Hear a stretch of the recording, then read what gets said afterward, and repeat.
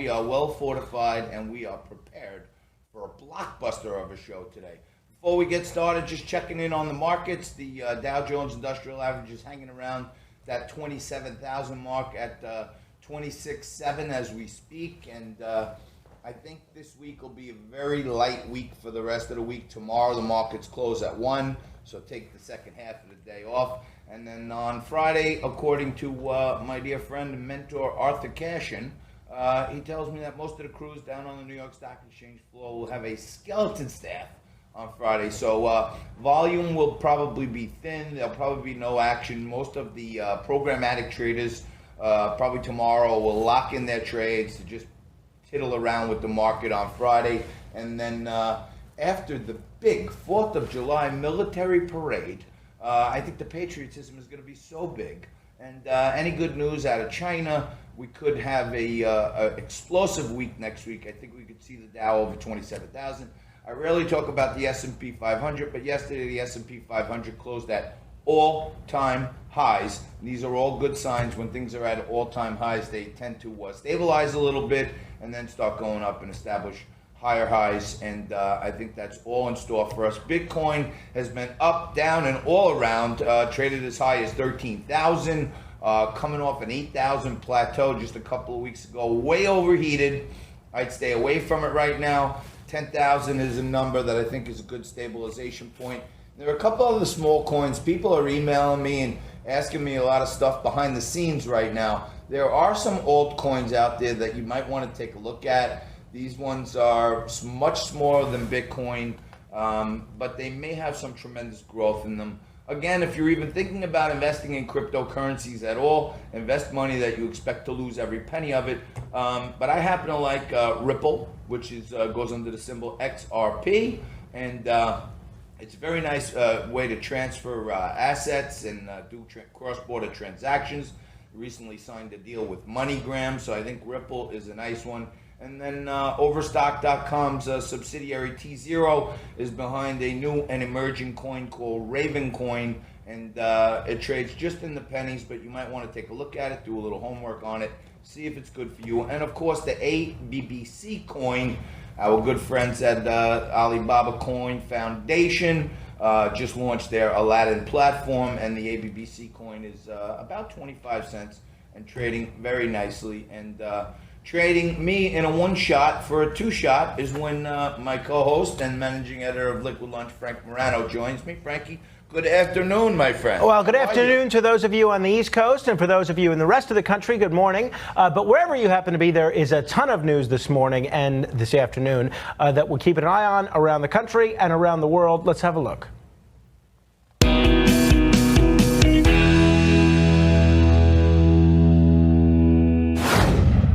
The Border Patrol is investigating what it calls disturbing social media activity by U.S. Customs and Border Protection employees. A ProPublica report yesterday said the group has about 9,500 members who have joked about migrant deaths and made crude comments and posts about Latino members of Congress visiting a detention center. Some Democratic presidential nominees are jumping ahead in recent polls. The CNN poll finds California Senator Kamala Harris jumping into second place behind former Vice President Joe Biden. The poll was conducted after last week's Democratic debates and has Biden at 22%, followed by Harris at 17%. And finally, France is warning Iran not to go any further in violating terms of the 2015 nuclear deal. However, today's warning appears to stop short of Paris confronting Tehran over its decision to extend the agreement's low-enriched uranium limits. France, Great Britain, and Germany are trying to save the deal after President Trump pulled out last year and slapped heavy economic sanctions on Iran. You hit it all there, Frankie, but I love that France is warning Iran, you best not enrich any more uranium, or we'll hit you with a croissant across the face. How are they warning anyone? France, Yeah, well, please. It's still at lunch at 5 o'clock in the afternoon. An enriched croissant. Speaking of lunch, as you contemplate your lunch options, liquid or otherwise, over the next hour or two, I do hope you'll take note of the fact that it is National Anisette Day. Now, I usually finish my meal with a double espresso and some Sambuca. And maybe a little croissant. But from Macron. Today, You're rich anymore uranium, and we're going to drop a ton of croissants on you. You mullahs. I'm sorry. I love that. I mean, France threatening someone. That's like, Pepe La Pew. I like Macron, but I mean, he is Trump's friend, which is nice. Well, they're friendly. They don't send love letters like him and Kim Jong-un. Right, exactly. But so today I'll be drinking my espresso with anisette rather than Sambuca, in keeping with the holiday. But speaking of the French, John, and speaking of noteworthy days today, as you see, I'm wearing an eagle tie designed by the one and only John Catsimatidis a few years ago, because today is the anniversary of the day that America declared and voted for its independence from Great Britain. A lot of people, no offense, Cece, our British makeup artist, but a lot of people think it was July 4th, but it wasn't. It was actually July 2nd that the Second Continental Congress voted to break away from Great Britain. It wasn't until a couple days later. So should we shoot off the fireworks tonight on July 2nd? It's so funny. This is actually it's now the 2nd of July. John Adams, when they passed this, that's exactly what he thought was going to happen. He predicted that July 2nd would always be a day that was remembered with fireworks and fanfare and bonfires and revelry. Turned out he was a couple of days early. Okay, well, start celebrating today. If you got any fireworks and it's legal in your state, start shooting them off tonight and go right through the 4th. And Trump finally got his way, Frank, on this military parade that we're going to have right down in Washington. And the left, of course, they're always cracking him over the head. Why does he want to do this? Thinks he's a dictator. Why not celebrate the greatest military force to ever walk the earth? Why not celebrate them on Independence Day? Why not put that on display for our country and let our country see the men and women of the U.S. Armed Forces and all the great technologies and equipment that we now have, thanks to Donald Trump and his amazing funding of our military? Well, and I do want to point out also, and I was going to mention this before, in keeping with the anniversary of today, that a big thank you to the French and to all of their heirs for their assistance in the Revolutionary War. I mean, I don't know that we could have become independent from Great Britain and won that war without the assistance of the French. So big thank you to the French. But I'm with you, John. I'm all for honoring the military, not just on Independence Day, but throughout the year. But does the D.C. City Council have a point when they point out that, look, having these tanks on our road is going to destroy our road? So they put out a tweet yesterday, the D.C. City Council, saying tanks but no tanks. Tanks? Oh, I wish I could take credit for the joke. I like that. But it's the politicians in D.C. Just steal it. You had it. And, hey, Donald Trump keeps telling Nancy Pelosi and Chucky Schumer that he wants to do an infrastructure bill, so maybe we should ride the tanks up and down all the U.S. highways, destroy them a little more, and then they'll have no choice but to do something bipartisan with the president and maybe redo some roads. But I think a little damage from a couple of tanks riding up and down the street is not really that big of a deal. And from what I understand, there's going to be a huge flatbed that France is sending over, showing off our new arsenal of croissant bombs.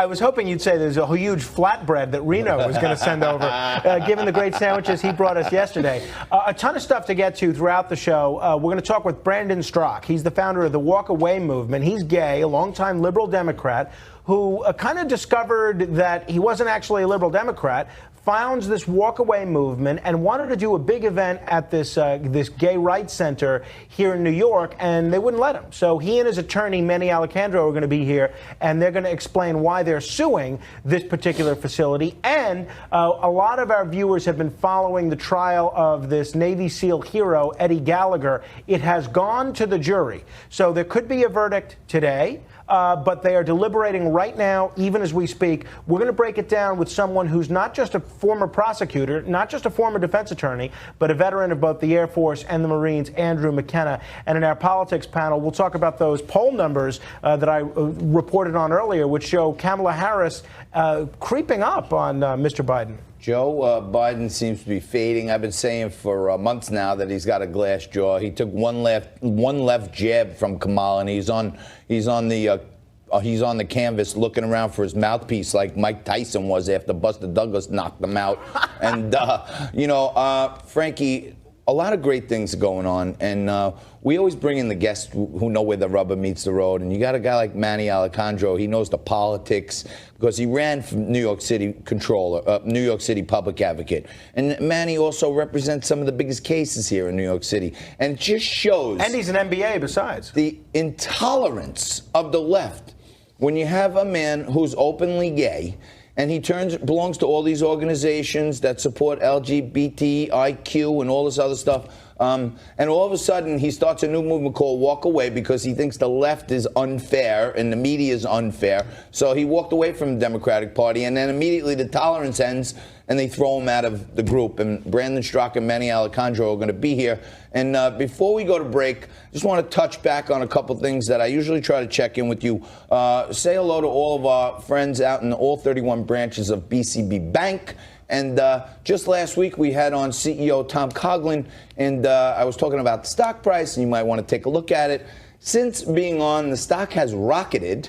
You might want to take another look at BCB, do some homework, see if it's suitable for you. I'm not giving you any financial advice, but we'll have the CEO here for you if you have any questions in the future. And also, our good friends over at the Special Equities Group, Joey Incredible and Jonathan Shex, reporting that they just made a $20 million investment in Vuzix, symbol VUZI, Victor, Uncle, Zebra, Ida. And they make all the best alternate reality and all these goggles that you wear, and all the kids are taking it up. So you might want to take a look at Vuzi. And when the masters of the micro cap are investing $20 million, it's worth a look. Take a look. And absolutely. You might want to take a look. I will take a look. It's certainly worth watching.